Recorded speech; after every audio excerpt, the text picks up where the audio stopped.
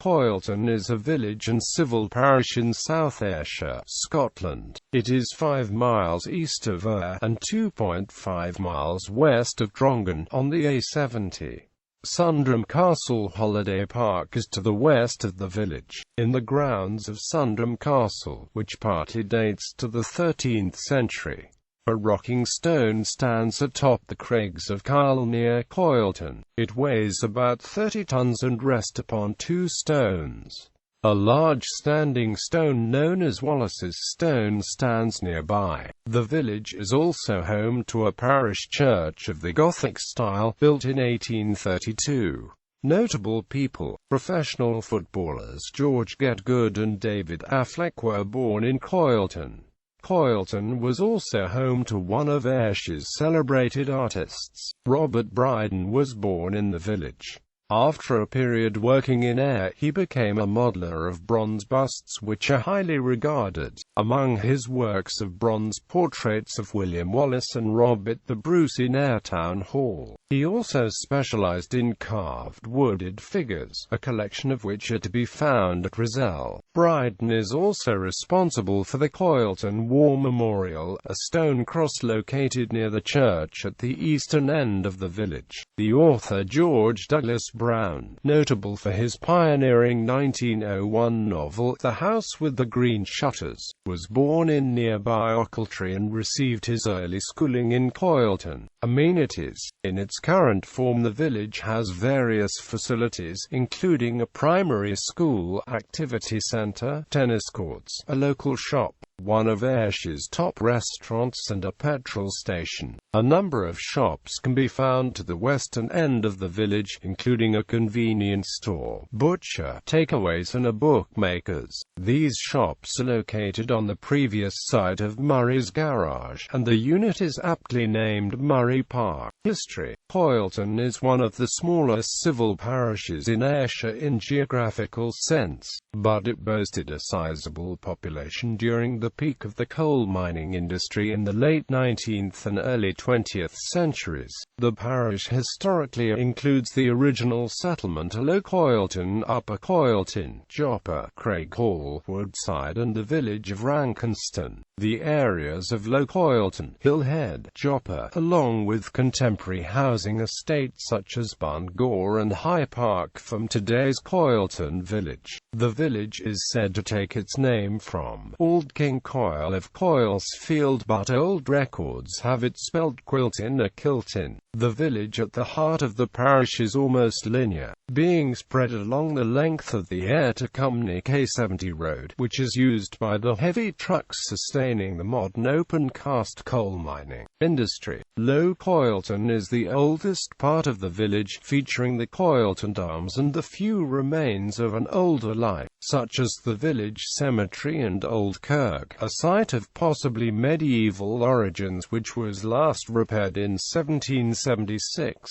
along with the former manse dating from 1839, itself built on the site of an earlier manse. The current parish church, built in 1832, is located in Hillhead alongside houses that were miners' row houses in the late 19th century, more of which can be seen in Joppa. The modern village features a number of residential developments seeking to provide homes for people working in Ayr and district. Coylton was once a rural village that was transformed by the development of mining in the area and has since changed dramatically again with the cessation of all coal mining.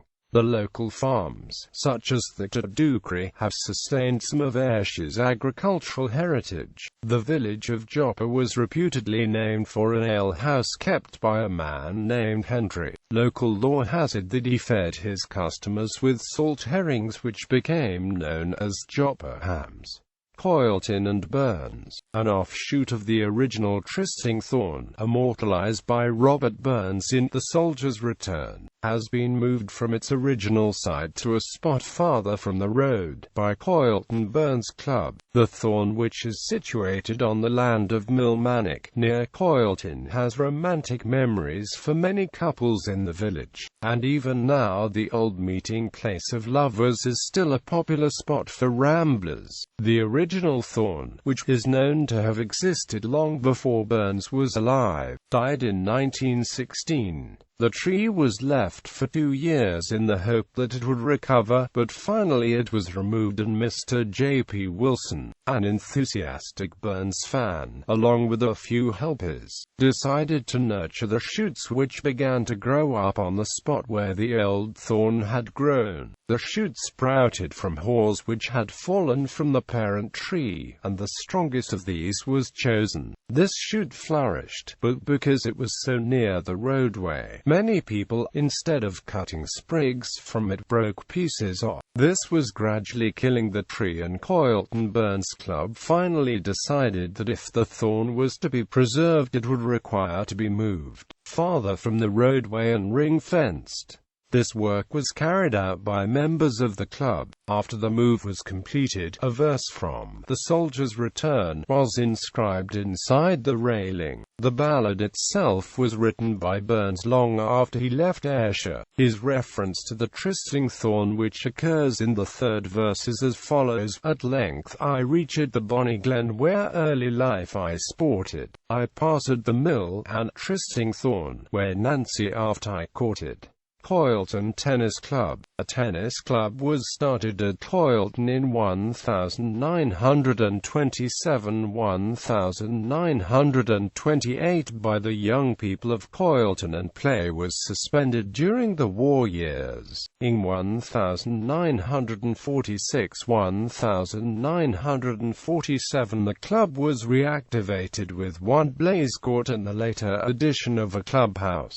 Alex Murray, an existing tennis club member, recalls playing tennis in the 1950s on this surface. At this time there was a fairly strong membership with roughly equal numbers of male and female members. National service, however, meant that many young men were called up, and limited information exists about the fate of tennis in Coylton, which appears to have been suspended again in the 1960s. The present-day club was founded by the then local postmistress Mrs. Traynor in 1979 after a lapse of many years. There was one all-weather court and a few dedicated adults who negotiated with the local council to arrange playing times on the village court. Junior membership was built up with weekly coaching from Frank Paul and tournaments every Sunday, open to all the juniors in the village and run by Mrs. E. Ross.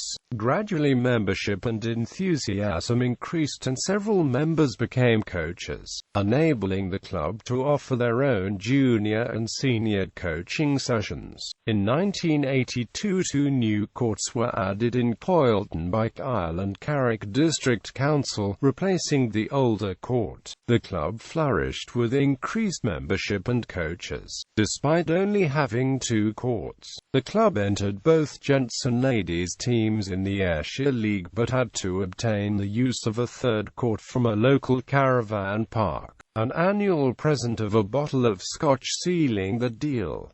The introduction of teams at junior level quickly followed with continued success. In the early 1990s, the small stone pavilion near the courts, which was shared with the local football club, was extended, by means of a donation from British Coal, to incorporate a small room enabling the club to entertain visiting teams. The main drawback was that this facility could not remain open for the use of members of the dissemination of information. In 1995, a new activity centre was built in Coylton on the site of the existing courts by South Ayrshire Council. The club benefited by having 3 brand new courts complete with floodlighting, which are now leased from South Ayrshire Council. To complement these courts, the club purchased a porter cabin as a clubhouse. In the last couple of years, a more permanent structure has been built of serve as the clubhouse with all the required facilities.